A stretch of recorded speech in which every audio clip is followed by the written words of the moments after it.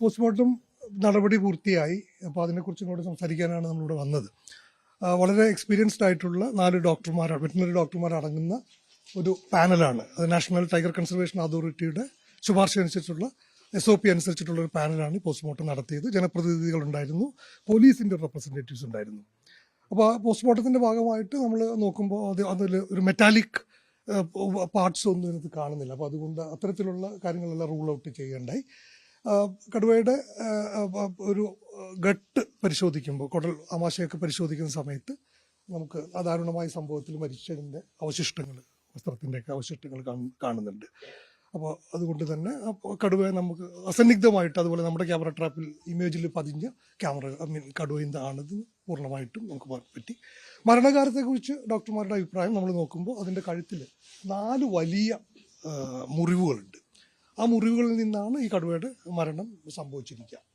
അപ്പോൾ അതിൻ്റെ ഒരു കാരണമായിട്ട് നമുക്ക് മനസ്സിലാവുന്നത്, നിങ്ങൾക്ക് അറിയാവുന്നതുപോലെ വളരെ ഇൻറ്റൻസീവായിട്ടുള്ള ഒരു ഓപ്പറേഷനാണ് നമ്മൾ ആ പ്രദേശത്ത് ജനങ്ങളുടെ ആശങ്ക അകറ്റാനും ഉള്ള ശ്രമങ്ങൾ നടത്തിക്കൊണ്ടിരുന്നത്. അപ്പോൾ അതിൻ്റെ ഭാഗമായിട്ട് ഇന്നലെ പകലൊരു 10:30 മണിക്ക് ഈ ഓപ്പറേഷൻ നടത്തി വന്ന, പെട്രോളിംഗ് നടത്തി വന്ന ഒരു സംഘത്തിന് നേരെ ഒരു കടുവ ആക്രമിക്കുന്നുണ്ട്, ഇതേ പാറ്റേണിൽ തന്നെ. അതിനുശേഷം അപ്പോൾ നമ്മളൊരു വെടി ഉതിർക്കുന്നുണ്ട്, അതിനെ ഭയപ്പെടുത്താനായിട്ട്. അല്ലെങ്കിൽ ആ സമയത്ത് വെടി ഉതിർക്കുന്നുണ്ട്. അതിൽ ആ വെടി ഉതിർന്നപ്പോൾ കടുവ ഓടിപ്പോകുന്നുണ്ട് കാട്ടിലേക്ക്. ആ ഓടിപ്പോയതിൻ്റെ മേലെല്ലാം കാടാണ്. പിന്നീട് ഈ കടുവയെ കാണുന്നത് ഒരു രാത്രി ഈ പറഞ്ഞ സംഭവം നടക്കുന്ന ഒരു 12 അല്ലെങ്കിൽ 2 മണിയൊക്കെ അടുപ്പിച്ചാണ് ഈ കടുവയെ കാണുന്നത്. അതുവരെയുള്ള സമയത്ത് അതിന് മുകളിലുള്ള കാട്ടിലുള്ള ഒരു കാട്ടിലെ അവിടെയുള്ള മേബി ഒരു ഇൻഫൈറ്റിങ്ങിൽ വന്ന ഒരു മുറിവാണെന്നുള്ളതാണ് നമ്മുടെ നിഗമനം. അധികം പഴക്കമൊന്നുമില്ലാത്ത എന്നാൽ നല്ല ആഴത്തിലുള്ളൊരു വൂണ്ടാണ് ഉണ്ടാകുന്നത്. കാട്ടിൽ വെച്ച് സംഭവിച്ച ഒരു ഇൻഫൈറ്റിങ്ങിൽ വന്നിട്ട് ഈ കടുവ വരികയുണ്ടായത്. ഈ കടുവ നേരത്തെ നമ്മുടെ ക്യാമറ ട്രാപ്പുകളിലോ ഇതിനു മുമ്പോ അല്ലെങ്കിൽ കാറ്റിൽ ലിഫ്റ്റിംഗ് ഇൻസിഡൻസിലോ ഒന്നും നമ്മുടെ കയ്യിൽ ശ്രദ്ധയിൽ വന്നിട്ടില്ല. അപ്പോൾ അതുകൊണ്ട് തന്നെ പ്രത്യക്ഷപ്പെട്ടൊരു കടുവയാണ് ഈ സ്വഭാവം കാണിച്ചത് എന്നുള്ളതാണ് നമ്മുടെ നിഗമനം. ഇൻഫൈറ്റിങ്ങിൽ സംഭവിച്ച ഒരു മരണം മറ്റൊരു റെസിഡൻറ്റ് കടുവയായിട്ടുള്ള ഒരു ഇൻഫൈറ്റിംഗ് ആയിരിക്കും. കാരണം മോൾ ഭാഗത്ത് കാടാണ്.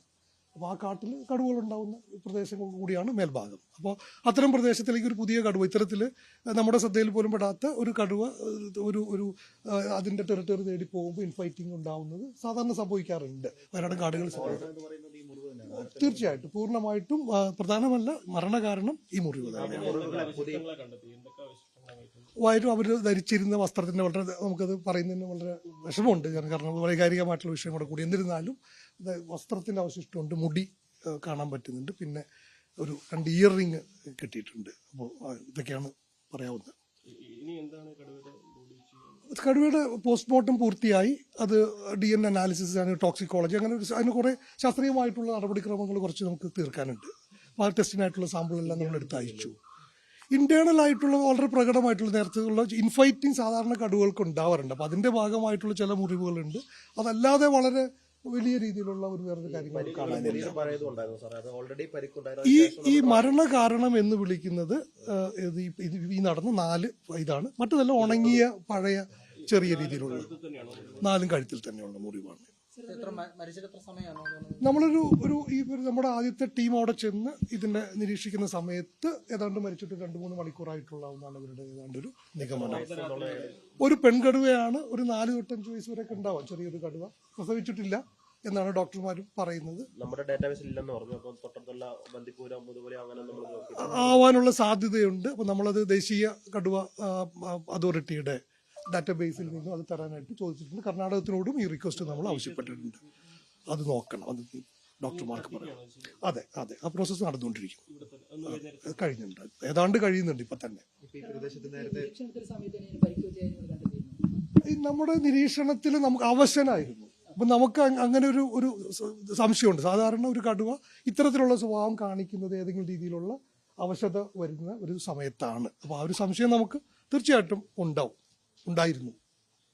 ഇപ്പോൾ ഈ നേരത്തെ പറഞ്ഞ പോലെ തന്നെ മറ്റൊരു കടുവയുമായി ഫൈറ്റ് ഉണ്ടായി എന്ന് പറഞ്ഞു. ആ ഫൈറ്റ് ഉണ്ടായത് ജനവാസ മേഖലയിൽ നേരെ അകലെ കാട്ടിൽ തന്നെയാണല്ലോ അല്ലേ? അത് ആശങ്കപ്പെടുന്ന സാഹചര്യം ഒന്നും വരുന്നില്ല. എന്നിരുന്നാലും നമ്മൾ ജനങ്ങളെ നമ്മൾ എപ്പോഴും നമ്മുടെ കോൺസർവേഷനിൽ വനംവകുപ്പിന്റെ മുഖ്യ മുൻഗണന ജനങ്ങളെ ജനങ്ങളുടെ മുൻനിർത്തി ജനങ്ങളുടെ ആശ്വാസം കിട്ടുന്ന കാര്യങ്ങളാണ് നമ്മൾ ചെയ്യുക. ജനങ്ങളെ കൂട്ടിക്കൊണ്ടേ കൺസർവേഷൻ നമുക്ക് ചെയ്യാനായിട്ട് സാധിക്കുകയുള്ളൂ. അപ്പോൾ അതുകൊണ്ട് തന്നെ അത്തരത്തിലുള്ള ഒരു ആശങ്കയ്ക്ക് ആവശ്യം വേണ്ട. കാരണം നമ്മുടെ ഇപ്പോൾ നടത്തുന്ന പെട്രോളിങ്ങും ക്യാമറ ട്രാപ്പുകളൊക്കെ ഇനിയും നമ്മൾ കുറച്ച് കാലത്ത് കൂടെ അവിടെ തുടരും. തീർച്ചയായിട്ടും തീർച്ചയായിട്ടും അത്തരത്തിലുള്ള ഒന്നും തന്നെ നമുക്ക് ഈ അവസരത്തിൽ പറയാനില്ല. മുറിവിനൊക്കെ എത്ര പഴക്കം ഉണ്ടാവും? ഇപ്പൊ ഇന്ന് കണ്ട മുറിവ് ഞാൻ പറഞ്ഞ ഫ്രഷ് ആയിട്ടുള്ള മുറിവാണ്, അധികം പഴക്കമൊന്നും ഉണ്ടാവില്ല. ഞാൻ ഇന്നലെ രാത്രി കാട്ടിൽ സംഭവിച്ച മുറിവാണെന്നാണ് ഞങ്ങളുടെ നിഗമനം. മറ്റുള്ള മുറിവുകളൊക്കെ കാട്ടിൽ ജീവിക്കുന്നുണ്ടാവുന്ന ഉണങ്ങി തുടങ്ങിയ അല്ലെങ്കിൽ ഉണങ്ങിയ മുറിവുകളാണ്. മരണകാരണമായി ഇന്നലെ സംഭവിച്ചിരിക്കുകയാണ്. ഇന്നലെ രാത്രി കാട്ടിൽ സംഭവിച്ചു, ഇൻഫൈറ്റിംഗിൽ സംഭവിച്ച ഒരു മുറിവായിട്ട്. സാധാരണ പുറത്തേക്ക് വയനാട്ടിൻ ഹിസ്റ്ററി നോക്കുകയാണെങ്കിൽ ഈ 10 വയസ്സ് താഴെയുള്ള കടുവകൾ ഇറങ്ങുന്നത് അപൂർവമാണ്. ഇത് തീരെ ചെറിയ പ്രായമുള്ള ഒരു കടുവയാണ്. അപ്പോൾ അതിൽ നിന്ന് നമ്മൾ എന്താണ് മനസ്സിലാക്കുന്നത്? കടുവകളുടെ ഒരു ചരിത്രം വയനാട് മേഖലയിൽ പഠിച്ചിട്ടുള്ള ആളുകൾ, നമുക്ക് കുട്ടിക്കടുവകൾ വളർന്ന് വലുതാവുന്ന സമയത്ത് പുതിയ അവരുടെ ടെറിട്ടറിക്ക് വേണ്ടി പോകും. അപ്പോൾ ആ സമയത്ത് വയസ്സായിട്ടുള്ളതും അല്ലെങ്കിൽ രോഗം ബാധിച്ചിട്ടുള്ള കടുവകളുണ്ടെങ്കിൽ അവരുമായിട്ട് യുദ്ധം ഉണ്ടാവാറുണ്ട്. അപ്പോൾ ചില സാഹചര്യത്തിൽ പകുതിയോളം കടുവകൾ കാട്ടിമരിച്ചു വീഴും. ചില സാഹചര്യത്തിൽ ബാക്കിയുള്ള കടുവകൾ ഈസി ആയിട്ടുള്ള ഇരകൾ തേടി പുറത്തേക്ക് വരും. ആദ്യത്തെ ഘട്ടത്തിലൊക്കെ കാറ്റിൽ ലിഫ്റ്റിംഗ് ആണ് സാധാരണ ചെയ്യുന്നത്. അപ്പോൾ നമ്മളൊക്കെ തന്നെ എവിടെയെങ്കിലും ഒരു കാറ്റിൽ ലിഫ്റ്റിംഗ് ഒക്കെ ആണ് പ്രതീക്ഷിക്കാം. നേരിട്ട് ഇത്തരത്തിലുള്ളൊരു മനുഷ്യനുമായിട്ട് നേരിട്ട് ഒരു ആക്രമണം വരുന്നത് നമുക്ക് അപൂർവമായിട്ട് സംഭവിക്കുന്ന സാഹചര്യമാണ്. അതിന് പല പല കാരണങ്ങളുണ്ട്. അപ്പോൾ അത്തരത്തിലുള്ള വളരെ നിർഭാഗ്യകരമായിട്ടുള്ളൊരു സംഭവമാണ് നടന്നത്. എന്തായാലും അതിനൊരു പരിസമാപ്തി ഉണ്ടായതിൽ വളരെ നന്ദി. നിങ്ങളെല്ലാവരും വളരെ സാമ്പിൾസ് അതിന് ഓരോ ലാബുകളുണ്ട്, പലതരം. നമ്മൾ ടോക്സിക്കോളജിക്ക് അയക്കാറുണ്ട്. നമ്മുടെ വയനാട്ടിൽ തന്നെയുള്ള ഡോക്ടർ അരുൺ സക്കറിയുടെ നേതൃത്വത്തിലുള്ള ഒരു ലാബുണ്ട്.